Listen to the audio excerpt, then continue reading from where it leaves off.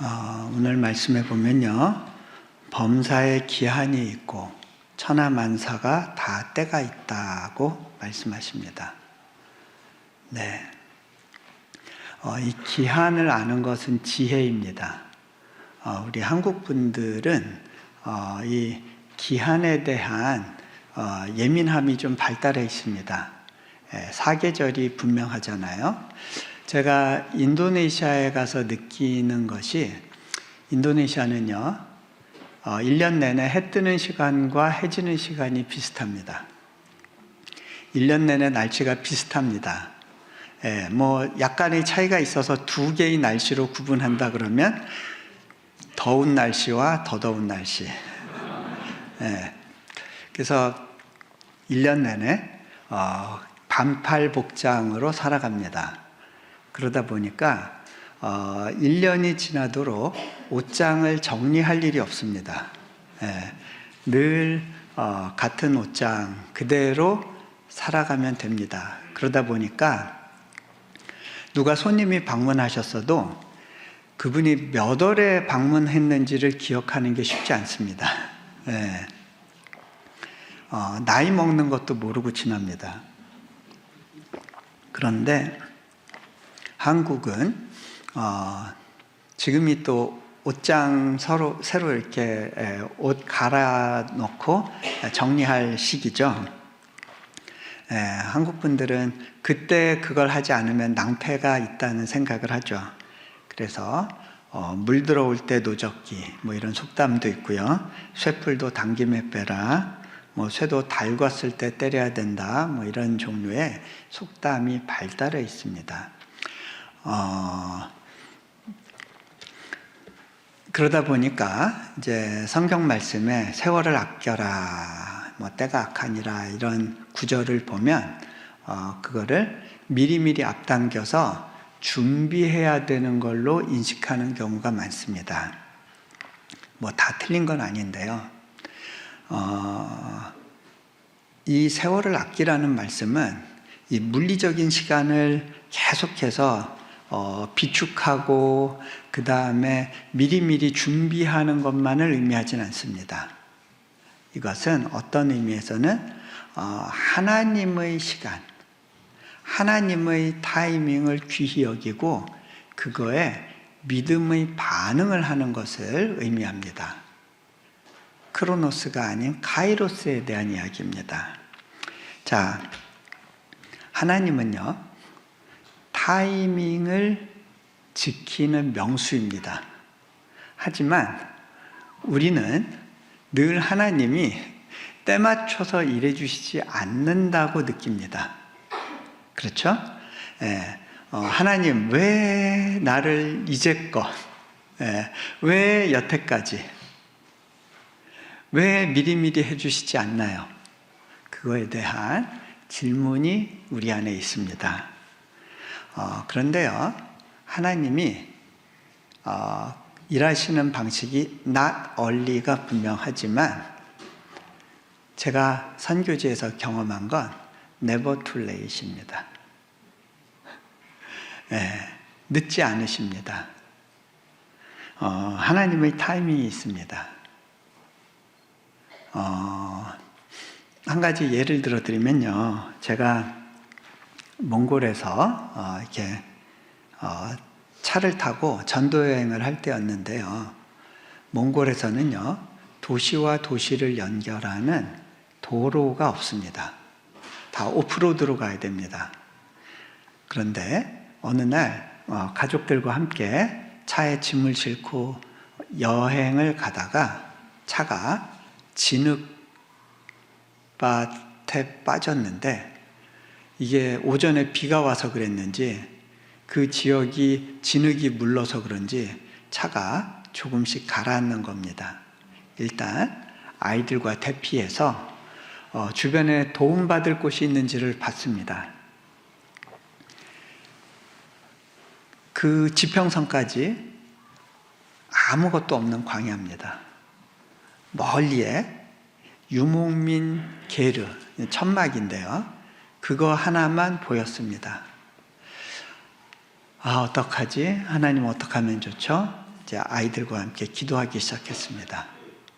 기도가 맞춰지고 나서 놀랍게 저 지평선에서 흙먼지가 이는 게 보입니다. 차가 지나간다 그러고 온 가족이 열심히 손을 흔들었습니다. 그런데 차가 저희를 못 본 것 같아요. 그냥 가더라고요. 체념하고 있었는데 차가 갑자기 방향을 바꿔서 그 유목민 천막 쪽으로 이동을 합니다. 거기서 그 위치에서 우리를 볼 수 있겠다 싶어서 손을 흔들었어요. 아니나 다를까 차가 움직이는데 감사하게도 저희 쪽으로 오고 있었어요. 그 차가 문을 여는데 그 차 뒷트렁크에 밧줄이 있었어요. 밧줄이 예비되어 있어서 그 밧줄로 우리 차를 묶고 둘 다 사륜구동이라 힘을 실었더니 결국 그 진흙창에서 나올 수 있었습니다.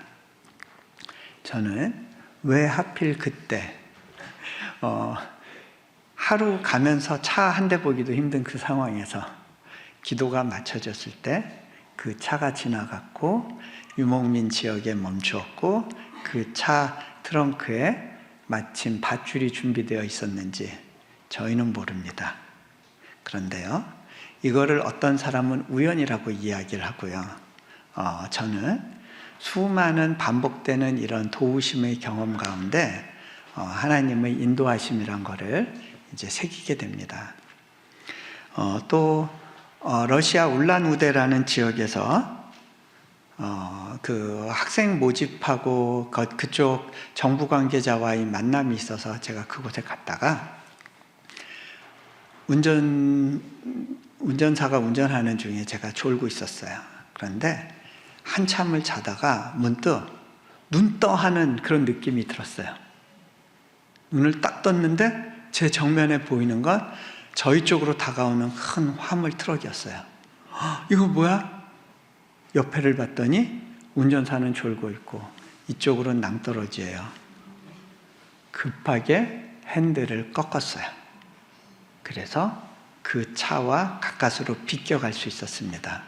그때 만약에 제가 눈을 뜨지 않았다면 제가 오늘 이 자리에 서 있지 못했을 것 같아요. 이게 하나님이 바로 그 시점에 제가 눈뜨게 하셨던 거죠. 하나님의 그런 보호하심 안에 우리 삶이 있어요. 그러다 하나님께서 이제 됐다 하고 그 보호하심의 손길을 놓으실 때 우리 인생이 이제 다음 단계로 가게 되는 거죠. 자, 하나님의 타이밍과 우리의 타이밍 사이에는 간격이 있습니다. 하나님 왜 아직도 라고 우리는 이야기하지만 하나님은 우리를 기다리게 하시는 이유가 있습니다. 예를 들어서요, 여호수아가 이스라엘 백성들을 거닐고 이제 요단강을 건너야 될 때 요단 강물이 미리 쫙 갈라져 주면 얼마나 좋아요.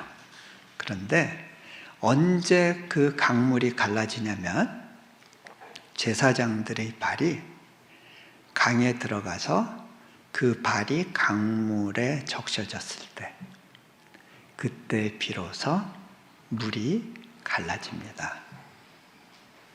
그것이 하나님의 타이밍이에요. 자,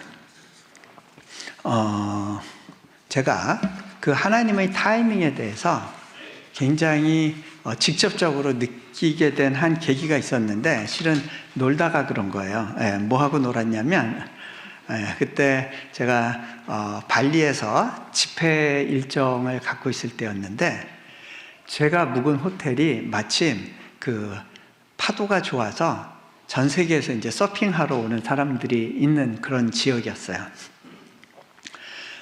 나도 좀 나이는 들어가지만 계속 야성을 유지해야겠다라는 생각이 있었어요. 그리고 아이들도 어린데 더 젊게 도전해보면 좋겠다는 생각이 들어서 서핑을 배우기로 결심을 했습니다. 그 서핑을 배우면서 하나님의 타이밍 가운데 살아간다는 게 이런 거구나를 배우게 됩니다. 먼저 파도를 타려면 파도가 있는 곳까지 파도를 맞으면서 걸어가야 됩니다. 그게 굉장히 힘들고 지루한 여정입니다. 그런데요, 이것은 패키지입니다. 제가 이렇게 파도를 맞다 보면요, 어떤 때는요, 이거 그만둘까 싶기도 합니다. 내가 왜 이 고생을 사서 돈 주고 하냐, 그런 생각을 하게 됩니다. 근데요, 제가 이 파도를 맞으면서 그 파도가 있는 곳으로 가면서 느끼게 되는 건, 그렇구나. 우리가 인생의 바다를 느끼는 방식이 여러 가지구나. 어떤 사람은 바닷가에서 발만 적시면서 나는 충분히 인생의 맛을 알아 하고 즐거워할 수 있어요.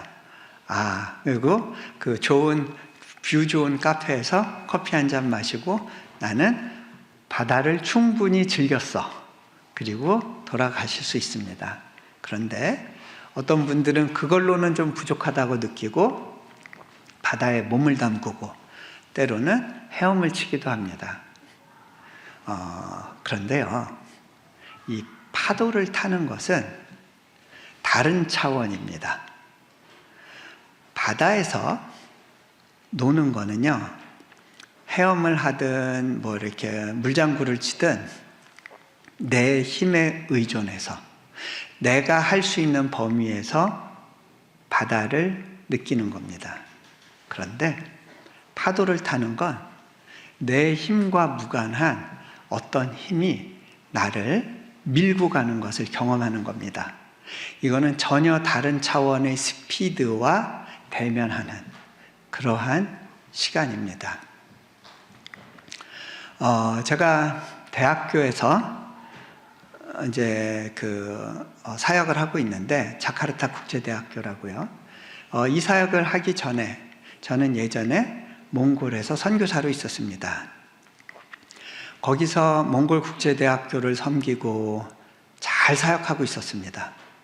그러던 어느 날 하나님께서는 이 땅을 떠나라고 하는 강한 부담을 주셨어요. 제가 볼 때는요, 제가 떠날 상황이 아니었습니다. 이거는 아무리 봐도 몽골을 떠날 타이밍이 아닙니다. 왜냐하면 저는 내려놓은 책을 써서 몽골 선교사로 각인됐던 사람이고, 또 몽골의 대통령도 알고 지냈어요. 그러다 보니까 제가 몽골에서 할 수 있는 일이 너무 많이 보이던 그런 시기였습니다. 이거는 타이밍적으로 안 좋은데, 그런데 하나님은 떠나라고 하셨고, 그러면 갈 곳을 정해놓고 떠나면 좋잖아요.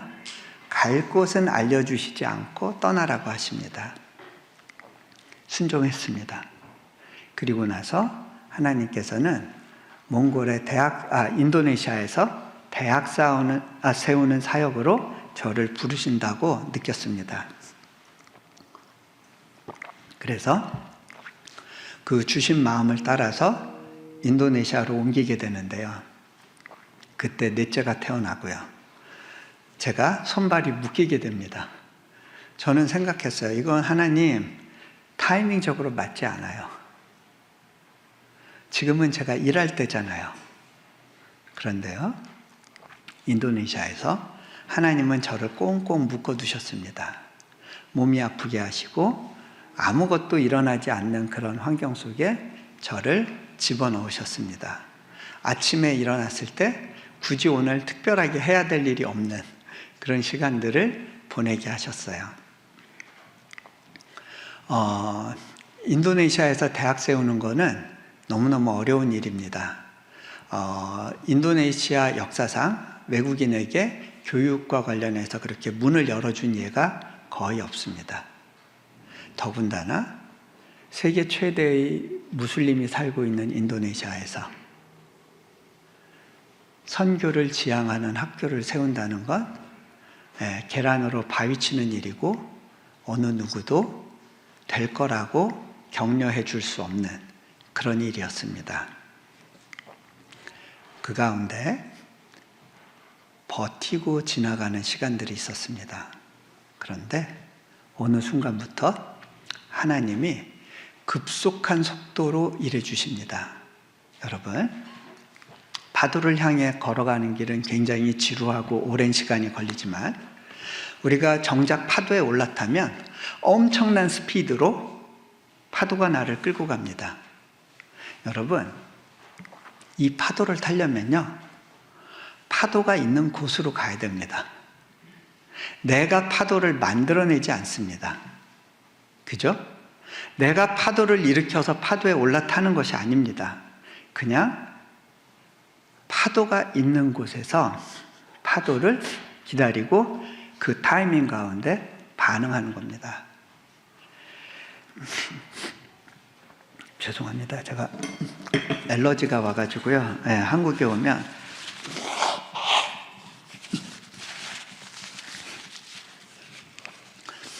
그런데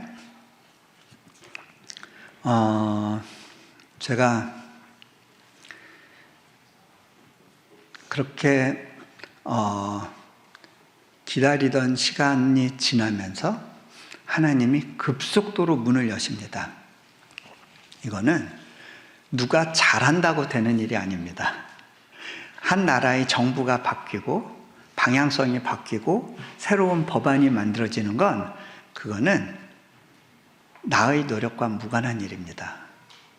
그런데 그 결과 유치원과 초중고등학교가 기독교 교육을 할 수 있도록 세워지게 되고 대학교가 세워집니다. 대학교 첫 단과대학이 시작됐을 때 고등교육부 국장이 저희 학교를 방문합니다. 그리고 이렇게 이야기합니다. 지난 10여 년간 인도네시아 정부에서 신규 대학을 허가해 준 케이스는 당신들밖에 없습니다. 그만큼 우리가 당신들을 향해서 갖고 있는 기대가 있습니다. 그 기대는 우리가 만들어낼 수 있는 게 아니에요. 그런데요,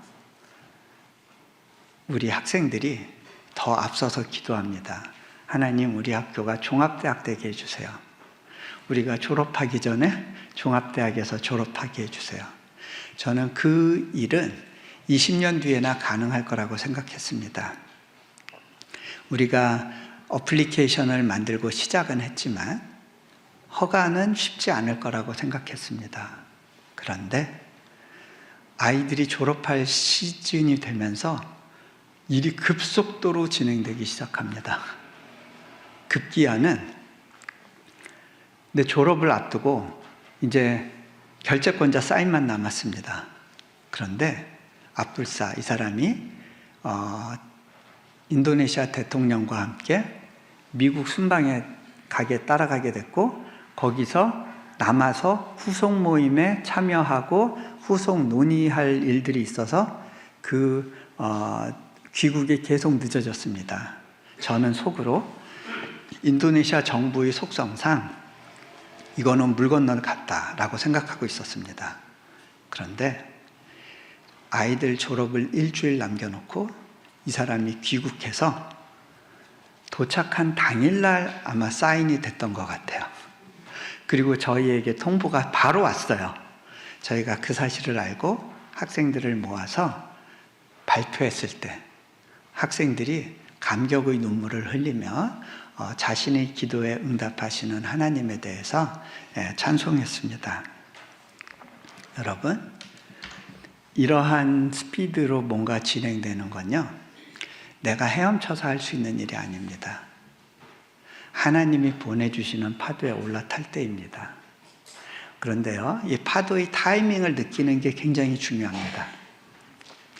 너무 앞서서 자세를 잡아버리면 파도가 서핑보드의 뒤를 치게 되고 굴러 떨어져서 물을 먹게 되죠. 그렇다고 너무 늦게 올라서면 파도는 이미 지나갔는데 잔잔한 바다에서 자기 혼자 포즈 잡고 있는 상황이 됩니다. 뻘쭘하죠. 그런 것 같아요. 그런데 제가 그때 이후로 계속해서 드는 생각은 우리의 사역에 있어서 하나님이 타이밍을 조율하신다라는 생각을 굉장히 강하게 하게 됩니다. 또 그 계기가 됐던 한 예가 있었는데요. 한 번은 제가 학교에 가기 위해서 이제 밖에 나와 있다가 아이들을 기다리고 있었는데, 그날따라 좀 여유롭게 저희가 사는 집을 이렇게 바라보고 있었어요. 그런데 그 집이 너무 익숙한 거예요. 어디서 내가 이 모습을 봤는데 어디지? 생각하다가 문득 예전에 몽골 사역 초창기 때 저희가 살 집을 위해서 기도할 때가 생각이 났어요. 그때 기도하던 중에 하나님, 저희가 살 집을 보여주세요, 찾아주세요, 인도해주세요 하고 있었는데 어떤 집이 보였어요. 그런데 그건 2층 집, 미국의 타운하우스 같은 데였어요. 한국이나 미국 가야 이런 집이 있지 몽골에는 이런 집이 없는데, 하나님, 제가 평생 집 찾아다니면서 헤매는 것에 대해서 위로해 주시려고 천국에서 살 집을 미리 보여주시는 건가요? 그러면서 잊어버렸어요. 결국 아파트로 이사 갔거든요. 그랬는데 이 집 뭐야? 하는 순간 그때 봤던 집 모양하고 너무 비슷하구나, 매칭이 되네. 이 구조, 이 기와 이 색깔, 창문. 그때 제가 헉 하고 놀랐어요. 하나님, 제가 몽골에서 사역할 때부터 이 집을 준비하셨던 거예요? 그때는 이 단지가 개발되기도 전이었는데 제가 꿈꾸지 않았던 미래에 대해서도 이미 내가 살 집을 구체적으로 준비하고 계셨던 거예요? 하나님은 늦는 분이 아니시더라고요. 그리고 나서 제가 생각해 보니까 그렇구나, 깨달음이 왔어요. 우리 학교에 와 있는 수많은 학생들이 있어요. 그 중에는요, 저희 대학이 아니었으면 교육의 기회를 갖지 못했을 그런 크리스찬 가정의 자녀들이 많았어요. 뿐만 아니라 아프가니스탄에서 정말 어려운 환경 속에서 탈레반에게 쫓기던 그런 여학생들 중에 우리 학교에 오게 된 아이들이 있었어요. 하나님의 타이밍이 아니었으면 그들이 우리 학교로 올 수 없었을 거예요. 제가 그때 그 생각이 들었어요. 이 녀석들 때문에 하나님께서 이렇게 빨리 학교를 열고 시작할 수 있도록 일해 주신 거구나. 생각해 보니까 제가 그 집 놓고 기도하던 때가 15, 16년 전인데 이 녀석들이 엄마 뱃속에 있고 갓난아기 때부터 이미 하나님께서는 이 아이들이 다닐 학교에 대해서 준비하고 계셨구나. 그 생각이 드는 거예요. 이 녀석들 때문이구나. 저희 학교에 아프간 난민 학생 중에 한 명이 이제 들어왔어요. 원래는 난민들은 학교를 갈 수가 없어요. 하지만 우리가 학생들을 받아주고 양육해서 얘들이 해외로 갈 때는 학교에서 학점받은 것들을 줘서 아이들이 다음 단계로 갈 수 있도록 도와주려고 그렇게 해서 학생들을 받았어요. 이 학생들 중에 한 학생이 눈이 이렇게 아주 치켜 올라간 날카롭게 보이는 아이가 있었어요. 말썽꾸러기.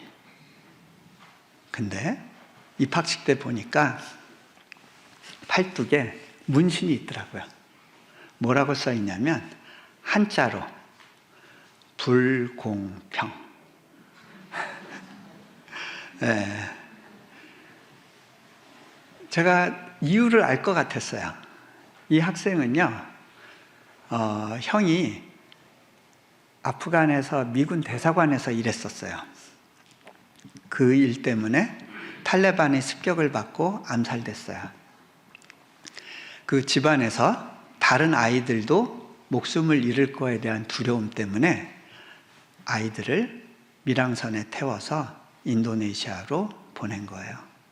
이 아이들은 그렇게 거리의 아이가 돼서 수년간의 시간을 보내야 됐어요. 이 아이는 원래 국가대표 선수가 되어서 올림픽에 출전할 걸 목표로 열심히 운동하던 아이였어요. 그런데 자신의 인생이 무너졌어요. 그러니 이 세상이 너무 불공평했어요. 자, 그렇게 생활하다가 1년이 지나고 보니까 아이의 눈이 이렇게 풀렸어요. 네, 아마 어쩌면 여기 그 영상이 아마 링크가 될 것 같은데, 제가 오늘 이 시간에는 보지 못하고요. 혹시 궁금하시면 한번 찾아보셔도 좋을 거예요. 아이의 기도가 바뀌었어요. 아프간 땅에 복음이 심겨지기를 기도하기 시작해요. 내가 그 복음을 위해서 살아갈 수 있는 사람이 되게 해달라고 기도해요. 여러분, 이거는요, 놀라운 변화예요. 인생이 불공평하다고 생각하며 살던 사람에게는 있을 수 없는 변화예요. 아프간은 너무 미운 땅이고 잊어버리고 싶은 땅이었는데 그 땅을 위해서 기도한다는 건 기적이에요. 그런데 갑작스럽게 들어올 때가 있으면 나갈 때가 있죠. 아이가 졸업도 하기 전에 미국에서 받아주게 됐어요. 미주 지역에서. 네. 근데 거기로 가기 직전에 뭐 여러 가지 스크리닝 과정이 있는데 이제 빨리 떠나야 되니까 그날이 도적같이 왔어요. 그래서 학생이 급하게 저한테 인사하러 왔습니다. 제가 아이한테 첫 마디 물어본 것이, 너 그 불공평이라고 쓴 말 아직도 유효하니? 아이가 피식 웃어요. 선생님, 옛날에는요, 내가 부모를 잃은 것에 대한 분노가 있었는데 지금은 너무 많은 엄마 아빠를 얻을 수 있었어요. 선생님도 그 중에 한 분이에요. 그래.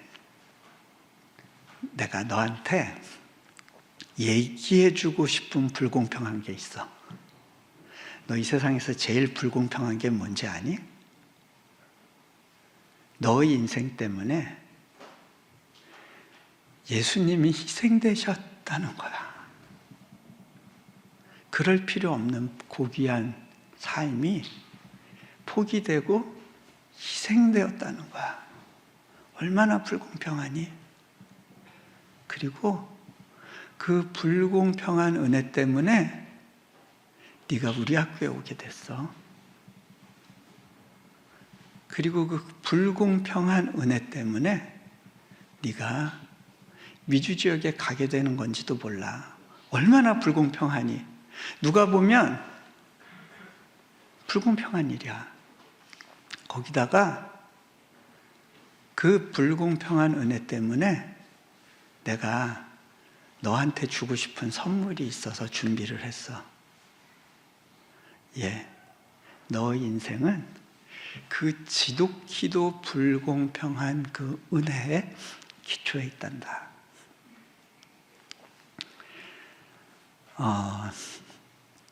저는 그 아이를 위해서 하나님께서 학교를 그렇게 빨리 세우신 것이 아니었나, 그런 생각도 해봅니다. 그런데요, 오늘 말씀에 보면요, 날 때가 있고 죽을 때가 있고, 심을 때가 있으면 심은 것을 뽑을 때가 있고, 무언가가 계속 반복되고 있는 걸 보게 됩니다. 반복된 삶 속에 갇혀 있는 우리의 모습을 잘 보여줍니다. 그죠? 이것이 자연인들이 느끼는 인생입니다. 전도서에서 이야기합니다. 헛되고 헛되니 모든 것이 헛되도다. 우리 인생이 헛됩니다. 근데요, 그 인생의 고비고비마다 하나님의 은혜가 담겼을 때, 울 때는 울 때대로, 웃을 때는 웃을 때대로 버릴 것이 없어집니다. 한 번은 제가 생각지도 않게 오해를 받고 또 이렇게 굉장히 이렇게 모함을 받는 듯한 그런 상황들이 있었어요. 그때 저희 딸아이가 이제 부모를 관찰하면서 아내한테 질문을 합니다. 엄마, 아빠는 어떻게 이런 가운데서도 계속 여기서 버티고 있죠? 왜 이 일을 계속하고 있는 거죠? 아이한테 답을 주고 싶었어요. 그런데 그때 이제 아내가 저한테 묻습니다. 여보, 당신이 과거로 돌아가서 또 한 번의 기회가 주어진다면 당신은 똑같은 삶을 선택했을 것 같으세요? 제가 이야기했어요. 여보, 내가 내 삶을 돌아봤더니 기쁠 때나 슬플 때나 그 고비고비마다 하나님이 담아주신 은혜가 있네요. 그리고 나서 보니까 내 삶 가운데 버릴 것이 없어요. 또다시 선택을 하더라도 이 길밖에 없는 것 같아요. 왜냐하면 다른 더 좋은 길이 보이지 않아요.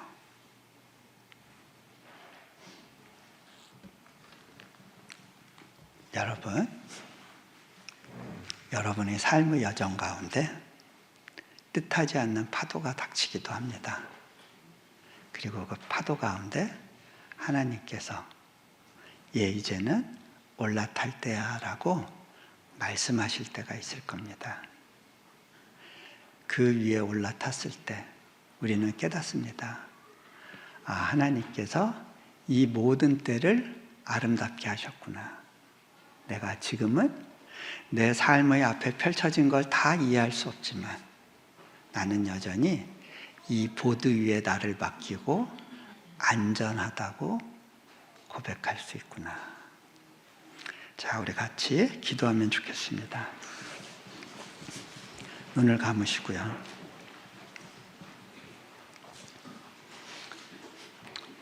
여러분의 인생 가운데 다가오는 파도를 마주하며 걸어가야 되는 지리한 시간들이 있을 겁니다. 왜 내게 이 파도가 닥치는지도 모르겠고 내 온몸은 지쳐서 내가 왜 이러고 있지? 고민하는 시간들이 있을지 모르겠습니다. 그런데 그때 혹시 하나님께서 여러분의 삶 가운데 바로 이때야 너희 그 믿음의 보드 위에 올라타 보지 않겠니? 라고 도전하신다면 믿음의 반응을 해보지 않으시겠습니까? 여러분의 인생을 그 불공평한 은혜 위에 맡겨보시지 않으시겠습니까? 이 시간 잠시 여러분의 마음을 하나님께 내어드리며 한 30초만이라도 올려드렸으면 좋겠습니다.